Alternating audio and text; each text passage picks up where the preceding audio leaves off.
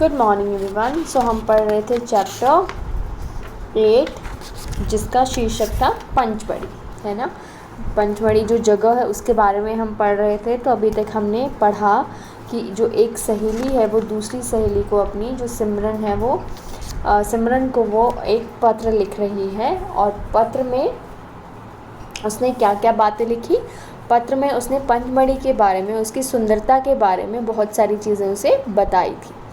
ठीक है। सो अभी तक हमने बी फॉल पर तक हमने पढ़ा था कि अगले दिन हम यहाँ के प्रसिद्ध प्रपात बी फॉल गए, जो वहाँ का प्रसिद्ध सबसे जो प्रसिद्ध है, जो जानते हैं लोग जिस जगह को, वो है बी फॉल।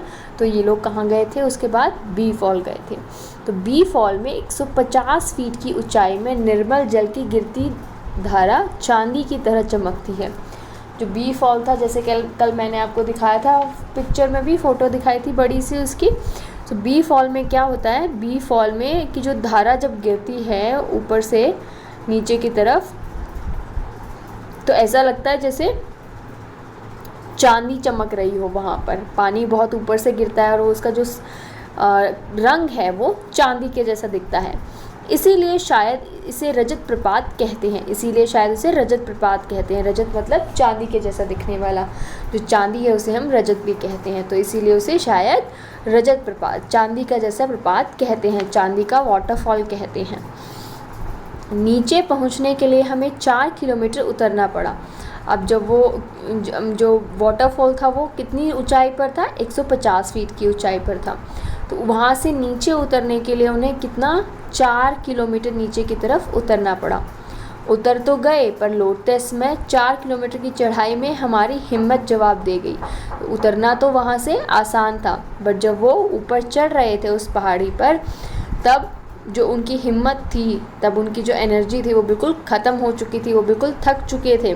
तो उनकी हिम्मत ने जवाब दे दिया था कि वो बिल्कुल थक चुके हैं।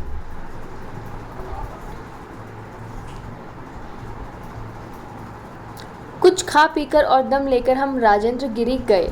उसके बाद उन्होंने क्या किया, वहाँ से बी फॉल से लौटकर उन्होंने कुछ खाया पिया और थोड़ा आराम किया, और उसके बाद वो राजेंद्र गिरी नामक एक जगह है वहाँ पर चले गए।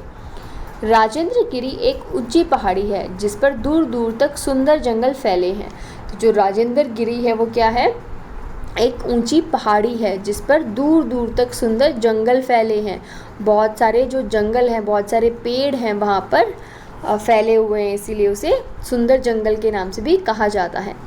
मौसी जी ने बताया कि हमारे देश के प्रथम राष्ट्रपति डॉक्टर राजेंद्र प्रसाद ने के नाम पर ही इस पहाड़ी का नाम राजेंद्र गिरी पड़ा है। तो जो उनकी मौसी जी उनके साथ में गई थी, उन्होंने क्या बताया उन्हें कि जो ये पहाड़ है इसका नाम किस पर पड़ा है, जो हमारे देश के, भारत देश के प्रथम राष्ट्रपति थे राजेंद्र प्रसाद, उन्हीं के नाम पर राजेंद्र गिरी जो पहाड़ है उसका नाम पड़ा है।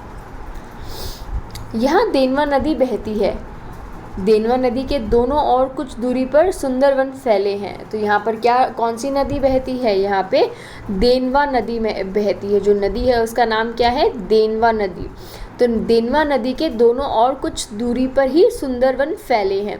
तो जो देनवा नदी है, जो नदी के किनारे हैं दोनों ओर, दोनों तरफ से, वहाँ पर क्या है, सुंदर वन है। वहाँ पर वन लगाए गए हैं, खूब सारे पेड़ लगाए गए हैं जो काफ़ी सारी भूमि में फैले हैं।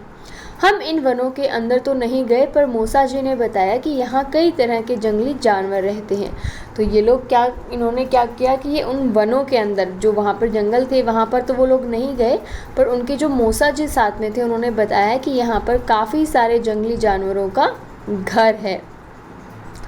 पंचमढ़ी में सतपुड़ा पहाड़ की सबसे ऊंची चोटी धूपगढ़ पर बादलों को हाथ बढ़ाकर छूने लेने का अनुभव तो यादगार बन गया है। जो पंचमढ़ी है वहाँ पर जो सतपुड़ा पहाड़ है, एक और पहाड़ है जिसका नाम क्या है, सतपुड़ा पहाड़ है।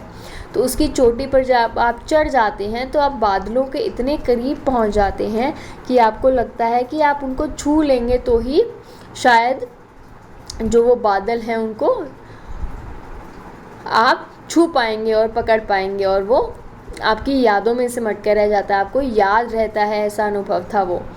यह समुद्र तल से लगभग 4,430 फीट की ऊंचाई पर है।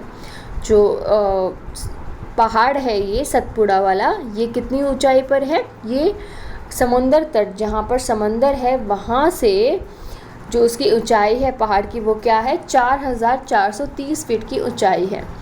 यहाँ बादल हमारे सिर को छूते हुए निकल रहे थे। तो यहाँ पर जो बादल थे वो क्या कर रहे थे? वो उनके सर को छूकर निकल गए थे, वो उनके सर के ऊपर से निकल रहे थे। बादल इतने नीचे थे उस पहाड़ी पर। मुझे तो रोमांच आया। रोमांच आया मतलब बहुत खुशी हुई, बहुत ही जब आप बोलते हैं ना, आप एक्साइट हो जाते हैं किसी चीज़ को, अपनी मनपसंद चीज़ को देखकर। सो एक्साइटमेंट हो गया था उसे भी, कि उसे तो बहुत खुशी हुई वो सब देखकर। बादलों के हल्के धुएं में खड़े होने का एहसास से ही हम खुशी से पागल हो रहे थे। तो जो बादल थे वो उनको छूकर निकल रहे थे। तो बादल जब उनको छूकर निकल रहे थे तो उनके छूने की खुशी का जो एहसास था, वही उसी से वो बच्चे बहुत खुश हो रहे थे। काश सिमरन तुम भी हमारे साथ होती। तो वो अपनी दोस्त को कहती हैं कि क्या अगर सिमरन तुम भी हमारे साथ होती तो कितना अच्छा होता। अभी तो और कई स्थान जैसे पांडव गुफाएं, डैचेस फॉल आदि देखना बाकी है। तो उसने कहा कि अभी तो पत्र में वो इतना ही लिखेगी, अभी तो बहुत सारी जो पचमढ़ी की जगह है वो उसे देखनी बाकी है। पत्र काफ़ी लंबा हो गया है, बाकी मिलने पर बताऊंगी। तो जो ये पत्र है जिसमें वो पंचमढ़ी की सुंदरता के बारे में बता रही है, वो लिख रही है कि अभी पत्र बहुत ज़्यादा लंबा हो गया है, बाकी कब बताएंगी वो? बाकी जब हम आपस में मिलेंगे तब मैं आपको बताऊंगी। चाचा और चाची जी को मेरा प्रणाम कहना। जो चाचा चाची जी हैं उनको प्रणाम कहना। तुम्हारी सखी अपर्णा। तो जो तुम्हारी सखी, कौन लिख रहा है ये पत्र? अपर्णा लिख रही है। किसे? सिमरन को, है ना। सिमरन का नाम सबसे शुरू में सिमरन का नाम आया था, तो अपर्णा ये पत्र सिमरन को लिख रही है। तो ये था हमारा पाठ जो हमने आज पूरा पढ़ लिया है। अब हम इसके करेंगे शब्दार्थ। तो कुछ ऐसे मुश्किल शब्द थे ना जो पाठ में आए थे, वो अब हम करेंगे। कुंड। कुंड मतलब जलाशय, जहाँ पर पानी इकट्ठा हो जाता है एक जगह, जो कि पत्थरों से घिरी हुई होती है, या जहाँ पर पानी इकट्ठा बेसिकली हुआ होता है, उसे हम कुंड भी कहते हैं। आकर्षक। कोई चीज़ आपको खींचती है या कोई चीज़ आपको बहुत पसंद है तो आप उसकी तरफ आकर्षित होते हैं, आकर्षक लगती है आपको वो चीज़ें।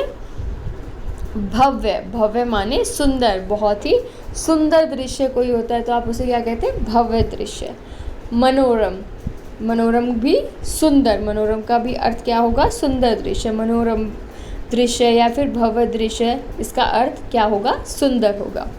निर्मल। निर्मल का अर्थ होगा स्वच्छ या फिर मैल रहित, जिस पर कोई मैल ना, बिल्कुल साफ़ सुथरा, जैसे सफ़ेद कलर का कोई भी आपके पास कपड़ा बिल्कुल स्वच्छ होता है वो, है ना, सफ़ेद बिल्कुल स्वच्छ होता है, उसमें कोई मैल नहीं होता। रजत मतलब चांदी, चांदी को हम रजत भी कहते हैं। रोमांच होना मतलब पुलक या फिर खुशी से रोंगटे खड़े हो जाना, जब आपको कोई चीज़ इतनी ज़्यादा पसंद आ जाती है कि आपको उसको देखकर बड़ी ही खुशी होती है, तो आपके जो रोंगटे हैं, जो आपके हाथों पर रोंगटे हैं, वो खड़े हो जाते हैं, आप इतने ज़्यादा अंदर से खुश होते हैं वो चीज़ को देखकर। तो ये था हमारा पाठ। अब हम क्या करेंगे? अब हम करेंगे इसके प्रश्न उत्तर। तो मौखिक प्रश्न उत्तर हम पहले करेंगे कि यह पत्र किसने किसे कहाँ से लिखा। तो ये पत्र किसने लिखा था बच्चों?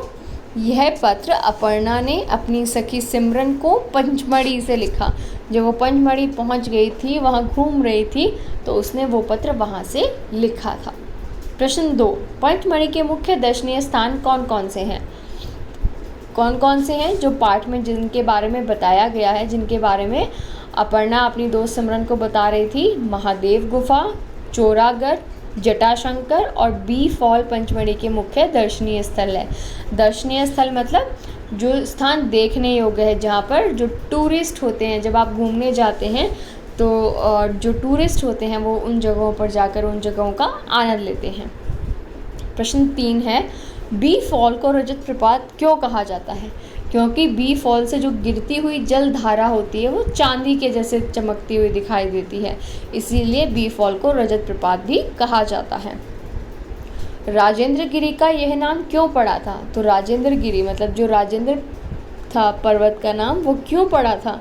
क्योंकि जो हमारे देश के प्रथम राष्ट्रपति डॉक्टर राजेंद्र प्रसाद थे, उन्हीं के नाम पर इस पहाड़ का नाम राजेंद्र प्रसाद पड़ा है। ठीक है, तो उस पहाड़ का नाम राजेंद्र प्रसाद जो हमारे पहले राष्ट्रपति थे, उन्हीं के नाम पर इस पहाड़ का नाम रखा गया था। ठीक है,